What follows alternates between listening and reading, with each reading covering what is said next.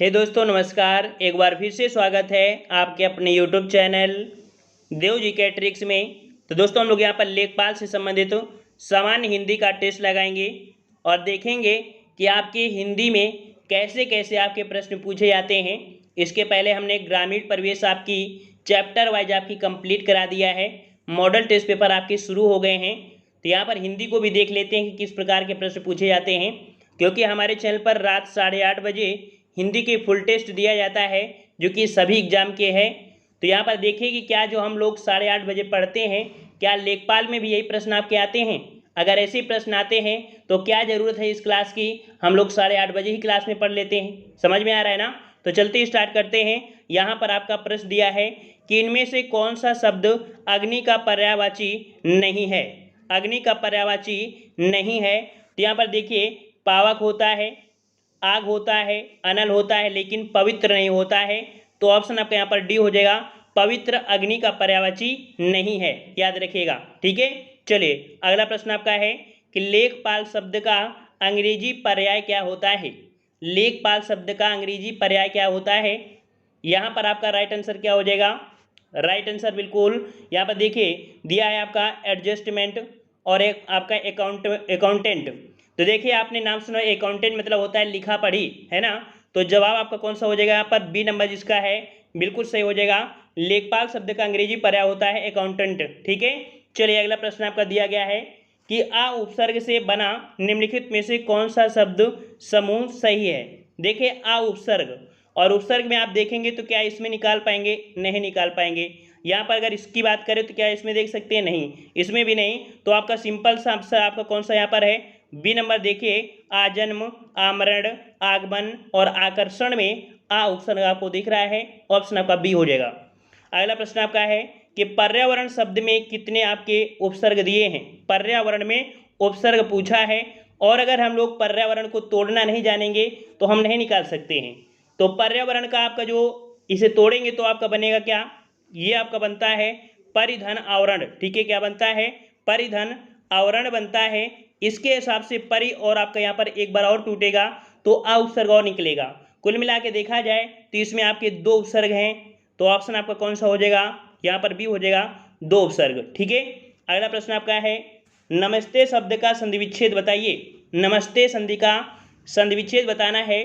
तो नमस्ते का होता है नमाधनते, क्या बनता है, नमाधनते होता है, जो कि ऑप्शन दिख रहा होगा डी वाला, ठीक है। डी ऑप्शन आपका यहाँ पर हो जाएगा, नमाधनते हो जाएगा।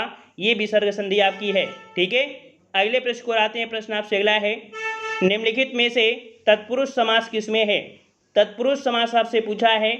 तो यहाँ पर आपका दिया है नीलगाय, तो देख सकते हैं नीलगाय, यहाँ पर कह सकते हैं कर्मधारय होगा। वहीं पर आपका दिया है राजकुमार, तो राजा का कुमार अर्थात यहाँ पर कह सकते हैं संबंध तत्पुरुष आपका है। तो ऑप्शन आपका कौन सा हो जाएगा, यहाँ पर बी वाला आपका सही हो जाएगा, ठीक है। और अगले प्रश्न को बढ़ते हैं। प्रश्न आपसे अगला है कि निम्नलिखित में से द्वंद्व समास बताइए। द्वंद्व समास हमने आपको बताया था जिसके दोनों ही पद आपके कह सकते हैं प्रमुख होते हैं। जैसे कि यहाँ पर देखिए प्रतिदिन में तो आपका हो नहीं सकता है, इसमें से आपका अव्ययी भाव है। चौमासा में आपका द्विग समास हो जाएगा। वहीं पर आपका घी शक्कर अर्थात घी और शक्कर, तो ऑप्शन आपका यहाँ पर सी हो जाएगा, घी शक्कर में द्वंद्व समास है।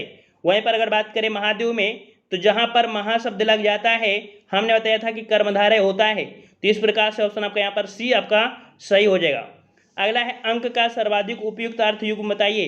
अंक का सर्वाधिक उपयुक्त जो आपका अर्थ होता है कौन सा, तो अंक का आपका जवाब हो जाएगा यहाँ पर ऑप्शन। देखिए अंक मतलब संख्या और अंक मतलब आपका गोद होता है। तो ऑप्शन आपका जवाब आपका हो जाएगा कौन सा, बी नंबर आपका सही हो जाएगा। अगला है उत्थान शब्द का विलोम बताना है। और भाई उत्थान में है तो उसका पतन भी हो तो हो सकता है ना। तो ऑप्शन आपका कौन सा हो जाएगा, आपका सी नंबर, उत्थान का विलोम पतन होता है। अगला प्रश्न आपका देखो, कह रहा है निम्नलिखित में से पुत्री शब्द के पर्यायवाची शब्द समूह कौन से हैं। पुत्री के पर्यायवाची पूछा है। तो देखिए पुत्री में आपका तनुजा तो होता ही है ना। यहाँ पर भार्या तो आपका पत्नी का होता है, तो ये तो गलत हो गया। यहाँ पर बेटी है, अचला है, वसुधा है, तो यहाँ पर ये भी गलत। अर्थात यहाँ पर ऑप्शन आपका कौन सा हो जाएगा, डी हो जाएगा, तनया, आत्मजा, दुहिता और आपका तनुजा। ये जो आपके हैं 35 को ऑप्शन आपका यहाँ पर डी सही हो जाएगा। अगला प्रश्न आपका है कि निम्नलिखित में से कौन सा शब्द चांद का समानार्थी नहीं है। यहाँ पर नहीं शब्द आपका दिया है, नहीं शब्द आपका दिया है। तो देखिए आपका मयंक होता है, कलानिधि होता है, हिमांशु होता है, लेकिन यहाँ पर आपका कह सकते हैं जो आपका आदित्य है ये नहीं होगा। इस प्रकार से ऑप्शन आपका यहाँ पर फर्स्ट, ये चांद का समानार्थी आपका नहीं है। ठीक है, अगला प्रश्न आपका दिया है कि सब कुछ जानने वाला के लिए उपयुक्त शब्द बताइए। तो यहाँ पर सब कुछ जो जानता है उसे हम लोग बोलते हैं सर्वज्ञ। क्या बोलते हैं उसे? सर्वज्ञ बोलते हैं। ऑप्शन आपका बी हो जाएगा। अगला प्रश्न आपका है कि निम्नलिखित वाक्यों में से सही पदक्रम आपका बताइए किसका आपका है। तो सही पदक्रम आपको देखना है। यहाँ पर देखिए महात्मा गांधी का देश सदा आभारी रहेगा। तो यहाँ पर थोड़ा सा आपका देखिए कह रहा है देश महात्मा गांधी का सदा आभारी रहेगा। यहाँ पर अगर बी को हम लोग देखें तो राइट आंसर आपका 38 का हो जाएगा बी, देश महात्मा गांधी का सदा आभारी रहेगा। ठीक है, ये आपका हो जाएगा। और अगले प्रश्न को आते हैं। प्रश्न आपसे अगला है कि निम्नलिखित में से कौन सा वाक्य शुद्ध है। 39 नंबर में कह रहा है कश्मीर में अनेक दर्शनीय स्थल देखने योग्य हैं। और अगला है कि अनेक दर्शनीय स्थल कश्मीर में, ये तो होगा नहीं, कश्मीर में अनेक दर्शनीय स्थल हैं। यहाँ पर राइट आंसर आपका सी हो जाएगा, कश्मीर में जो आपके अनेक दर्शनीय स्थल है। अब दर्शनीय है तो दर्शनीय जो शब्द होते हैं वो आपके देखने योग्य तो होते ही है ना, तो इस प्रकार से यहाँ पर आपका सी ऑप्शन राइट हो जाएगा। अगला प्रश्न आपका दिया है कि निम्नलिखित वाक्य का संदेह वाक्य के रूप में रूपांतरित करना है। याद रखिए यहाँ पर आपको रूल दे दिया है, मतलब आपको दे दिया है कि संदेह वाचक में आपको बताना है। ठीक है, तो यहाँ पर दिया गया है मनीषा 10वीं में पढ़ती है, इसको आपको बताना है कि संदेहवाचक आपका कौन सा दिया गया है 40 नंबर में। तो देखिए 40 वाले में दिया है मनीषा 10वीं में नहीं पढ़ती है, तो ये आपका निगेटिव तो हो नहीं सकता है। दूसरा है मनीषा 10वीं में पढ़ती होगी, इसका मतलब संदेह किस में दिख रहा है? बी वाले में आपको दिख रहा है, तो ऑप्शन आपका बी हो जाएगा। देखिए सी वाले में क्या लगा है, तो भाई ये तो होगा नहीं, का शब्द लगा है तो ये भी नहीं होगा, तो ऑप्शन आपका बी हो जाएगा।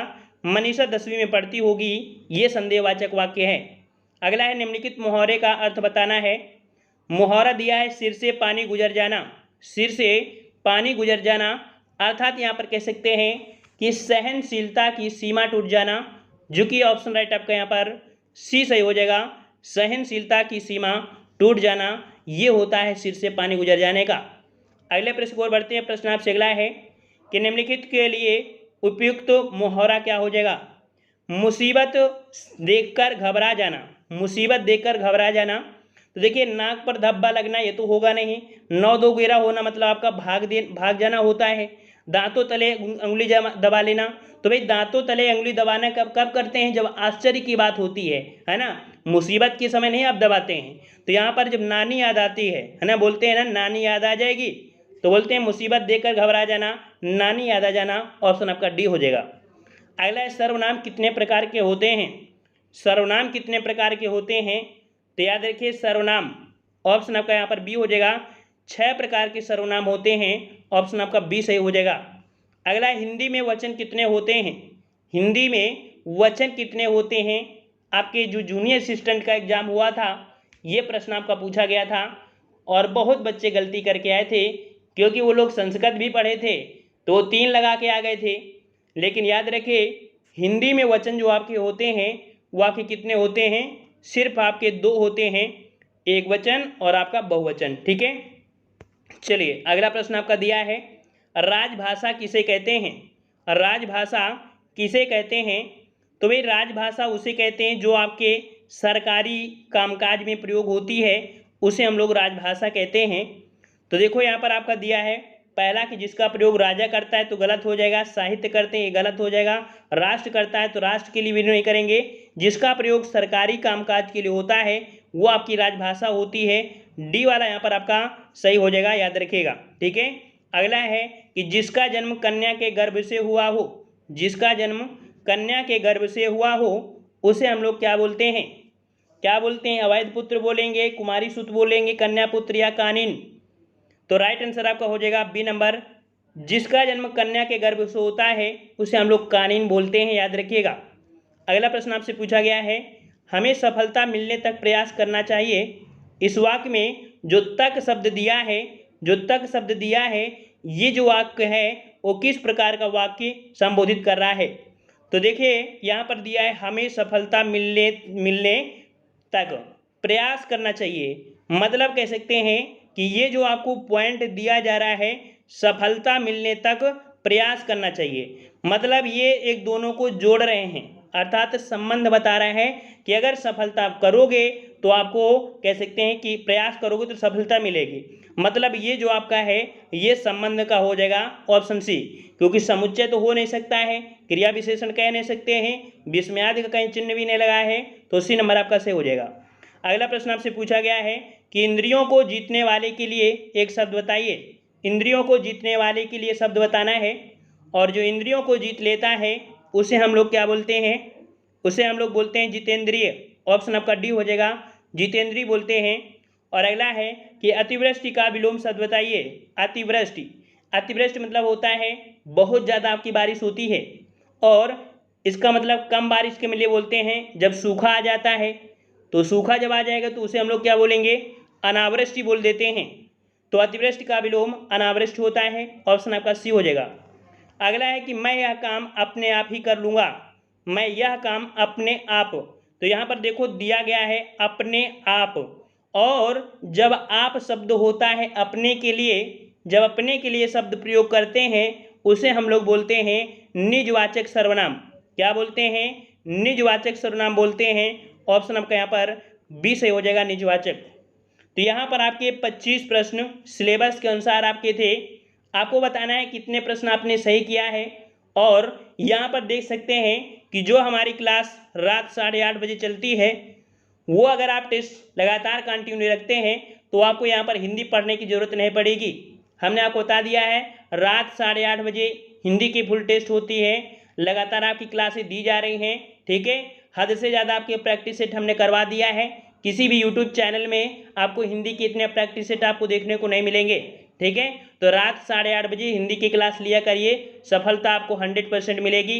और आपको यहाँ पर कह सकते हैं, देखिए पूर्णता देखा जाए तो लेखपाल बनाने का ठेका तो हमारे अंदर है, क्योंकि आपको हिंदी भी पढ़ा रहे हैं, जीके जीएस भी पढ़ा रहे हैं, और आपको यूपी जीके भी पढ़ा रहे हैं, साथ में ग्रामीण प्रवेश भी पढ़ा रहे हैं। मात्र आप लोगों को मैथ पढ़ना है, मैथ, और आप मैथ पढ़ते रहिए, कहीं से भी पढ़ते रहिए। और अगर आपने मैथ कंप्लीट कर लिया तो गारंटी हमारी है इस बार लेखपाल आप लोग बन के ही रहोगे, ठीक है। लेकिन एक लक्ष्य रख लिए कि ये जो क्लास आपकी है, क्लास आपको छोड़ना नहीं है, चाहे जीके जीएस पढ़ा रहे हों या ग्रामीण प्रवेश या हिंदी कुछ भी पढ़ा रहे हैं, ये क्लास आपको छोड़ना नहीं है। और अगर आपने छोड़ दिया तो भी आपके लिए समस्याएं खड़ी हो सकती हैं। हमने बता दिया है कि इस एग्ज़ाम में छोटे मोटे लोग नहीं बैठेंगे, अच्छे अच्छे लोग बैठेंगे, और यूपी है, करप्शन तो होता ही है, समझ में आ रहा है ना। तो इसलिए आप समझदार हैं, मेहनत करते रहिएगा, ठीक है। आज की वीडियो में इतना ही रखते हैं, मिलते हैं नए वीडियो में, तब तक के लिए धन्यवाद। जय हिंद, जय भारत।